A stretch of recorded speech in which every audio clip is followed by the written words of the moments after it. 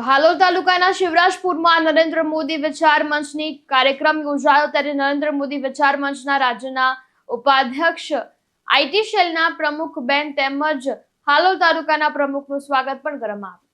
હાલોલ તાલુકાના શિવરાજપુર ખાતે નરેન્દ્ર મોદી વિચાર મંચ દ્વારા વિશેષ કાર્યક્રમનું આયોજન કરવામાં આવ્યું હતું। કાર્યક્રમની શરૂઆત દીપ પ્રગટાવીને કરવામાં આવી હતી તેમજ હાલોલ તાલુકા પ્રમુખનું ફૂલહારથી સ્વાગત પણ કરવામાં આવ્યું હતું।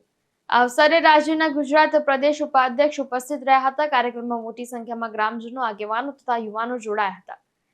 તો ઉપાધ્યક્ષશ્રીએ પોતાના સંબોધનમાં રાષ્ટ્રીય એકતા, સ્વદેશી ચીજ વસ્તુ તેમજ વિકાસ અને યુવા શક્તિના મહત્વ પર ભાર મૂક્યો હતો। સાથે જ મંચના આગેવાનો દ્વારા સ્થાનિક પ્રશ્નો તથા ગામના સર્વાંગી વિકાસ માટે પણ માર્ગદર્શન આપવામાં આવ્યું હતું। આજ રોજ નરેન્દ્ર મોદી વિચાર મંચ પંચમહાલની એક બેઠક શિવરાજપુર મુકામે મળી। એમાં મુખ્ય નરેન્દ્ર મોદી વિચાર મંચમાં પંચમહાલ જિલ્લામાં લગભગ 100 મેમ્બરને જોડવામાં આવ્યા છે। તેઓની શપથવિધિ હતી અને સેવા કાર્યો માટે શપથ લેવામાં આવ્યા।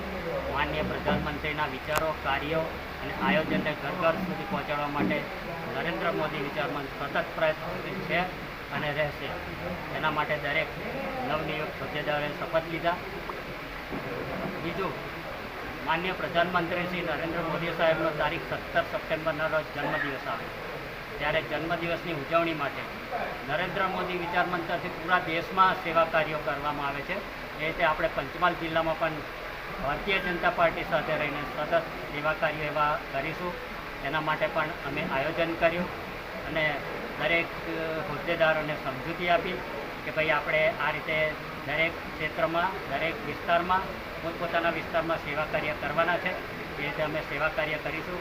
બીજું કે પ્રધાનમંત્રીશ્રી દ્વારા એક ખાસ સ્વદેશી અપનાવો જે અભિયાન ચલાવવામાં આવ્યું છે એને અમે પૂરા પંચમહાલમાં સતત ઘર સુધી પહોંચીને 100% સિદ્ધિ હાંસલ કરીશું। એ માટે બી અમે આજે આયોજન કરવામાં આવ્યું છે।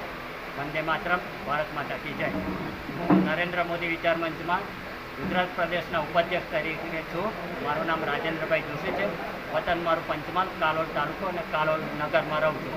કિરણ ગોહિલ સાથે ચક્રવાત ન્યૂઝ, પંચમહાલ।